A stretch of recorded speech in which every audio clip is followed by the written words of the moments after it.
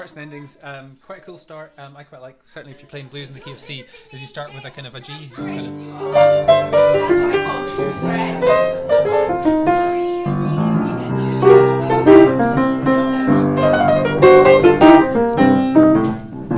So those kind of things are, I mean, generally kind of G on something.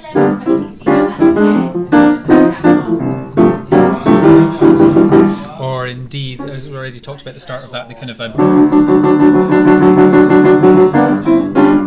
so it always tends to start on the dominant note. So if it's in D, you're starting, or sorry, in G, you're starting in D. If you're in C, you're starting in G, and it may be coming from G.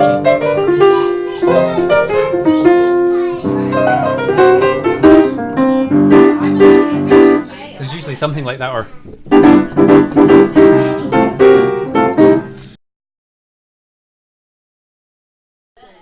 okay, we just thought we'd better talk about the bridge as well, which is in between sort of two parts of music. There's usually a kind of an in-betweeny bit where you change over instruments or you do something kind of louder or something.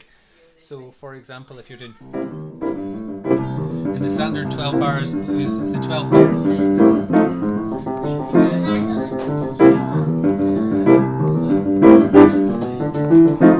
And you go back to C and then you... So that was the kind of bridge, or you start with the bridge like the,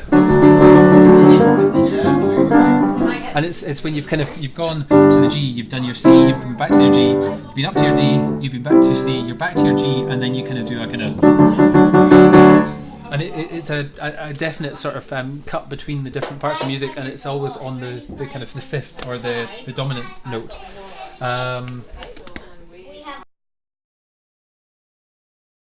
If playing with other people, ways of kind of, I suppose, keeping out of everybody else's space. Like if you've got somebody who's kind of soloing over the top of you or something, and you're playing blues, you're trying to make it as quiet, and it's important to keep the rhythm going, but you're trying to keep it kind of subtle, and that gives them plenty of space. Unless you're playing with a bass who's soloing, in which case you want to keep out of their octave. So if I was playing with a bass who was soloing something like that, I would be playing up, or you might just get away with just kind of.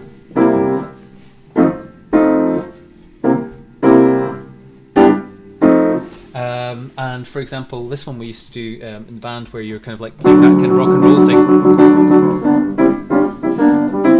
It would start with me doing it kind of quite enthusiastically, but if somebody else comes in, you can just kind of like cut it down. So you keep the rhythm going and you keep the beat going, but you kind of cut down what you're doing. So like.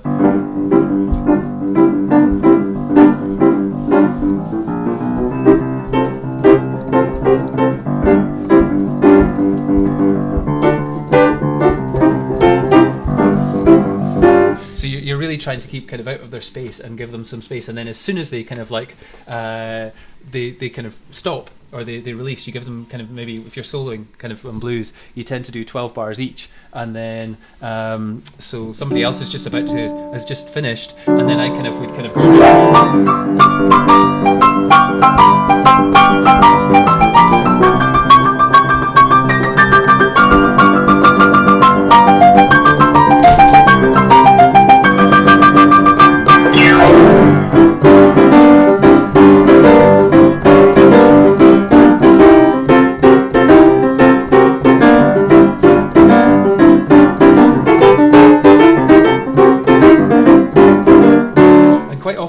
Like you're trying to just keep a rhythm going, and you're not so much trying to get all the tune, you're just trying to keep the rhythm, and so you tend to kind of thump it a little bit, and it's quite nice sometimes to kind of thump sort of in syncopation, so you're kind of like, or you could be doing the kind of together, or a little kind of pushing the beat a little bit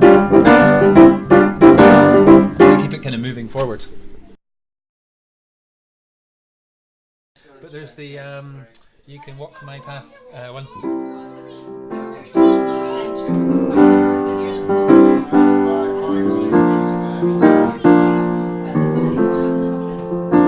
Which you can jazz up a little bit.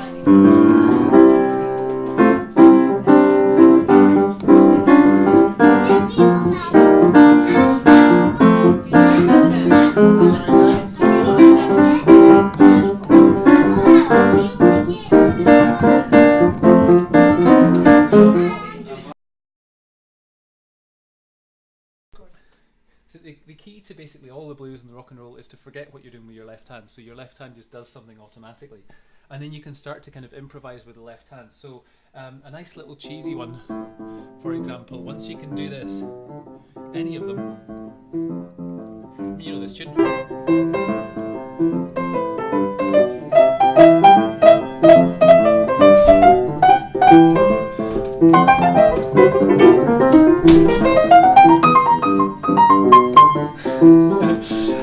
I was just trying to keep this going, and then you're kind of like adding in kind of blues notes.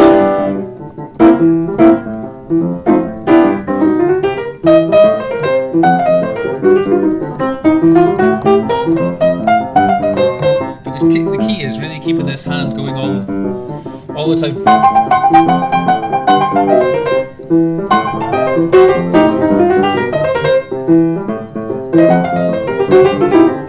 And then you can also, if you want, do something like minor, say for example, same.